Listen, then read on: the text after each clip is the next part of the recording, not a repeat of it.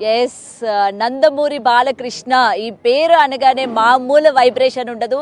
మరైతే ఇవాళ జరగబోయే ఈవెంట్కి అసలు మామూలు జనం కూడా వస్తున్నారు అనేది ఇప్పటికే అందుతున్న సమాచారం. సో అఖండ ఎంత విజయాన్ని సాధించిందో పర్టికులర్గా చెప్పాల్సిన అవసరం లేదు. 2021లో రిలీజ్ అయిన అఖండ ఏ విధంగా బ్లాక్ బస్టర్ సాధించిందో కూడా చెప్పొచ్చు. అయితే ముఖ్యంగా ఇక్కడ బోయపాటి అండ్ బాలకృష్ణ కాంబినేషన్లోని వచ్చిన ఏ సినిమా అయినా సరే బ్లాక్ బస్టర్ కావాల్సిందే. అది లెజెండ్ దగ్గర నుంచి ఈ రోజు రిలీజ్ అవ్వబోయే అఖండ 2 వరకు కూడా.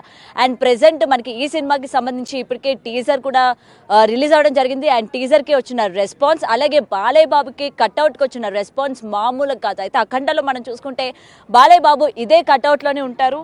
సో ఇదే కట్అవుట్లోని బాలయ్య బాబు మనకి ఒక్క మామూలు రచ్చ క్రియేట్ చేయలేదు అఖండలోని. మరి ఇప్పుడు అఖండ 2కి సంబంధించి ఈ పోస్టర్ రిలీజ్ చేసిన వెంటనే అసలు నిజంగా తాండవం ఆడేటట్టే ఉంటుంది సినిమా అన్నట్టు ఒక ఎక్స్పెక్టేషన్స్లో తీసుకెళ్లి నింపేశారు. అండ్ ఇంకొకటి సనాతన ధర్మం గురించి కూడా ఈ సినిమాలోని చాలా క్లియర్గా చెప్పడం జరుగుతుంది అని చెప్పి బోయపాటి గారు జరిగిన ఈవెంట్లో కూడా చెప్పడం జరిగింది.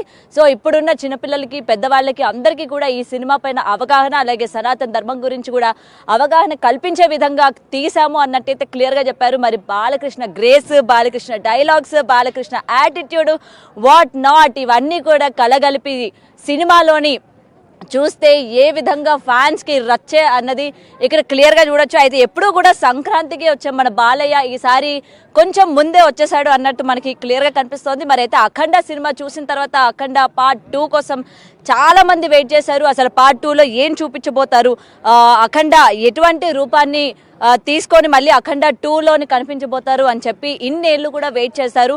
21 నుంచి ఇప్పుడు 25 వరకు.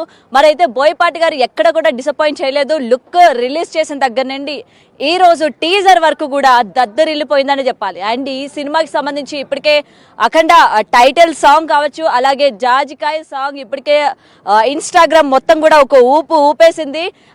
చిన్న పెద్ద నుంచి ప్రతి ఒక్కరు కూడా ఆ సాంగ్ మీద రీల్స్ చేయడం, అండ్ ముఖ్యంగా అందులోని బాలయ్య బాబు స్టెప్పులు వేసిన విధానం అందరినీ కూడా మతిపోయేలా చేసింది. సో ముఖ్యంగా ఇక్కడ మనం చూస్తున్నాం కదా, ఈ గ్రౌండ్స్లోని ఇప్పటికీ ఫ్యాన్స్ అందరికీ సంబంధించి ఈవెంట్ కూడా నిర్వహించడం జరిగింది. అయితే ఇప్పటికీ చెన్నైలోని ఇదే ఈవెంట్ అఖండకు సంబంధించి ఆల్రెడీ ఈవెంట్ చేశారు.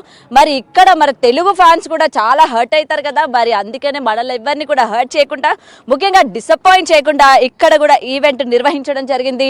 సో ప్రెసెంట్ ఇక్కడ మనం చూసుకున్నట్లయితే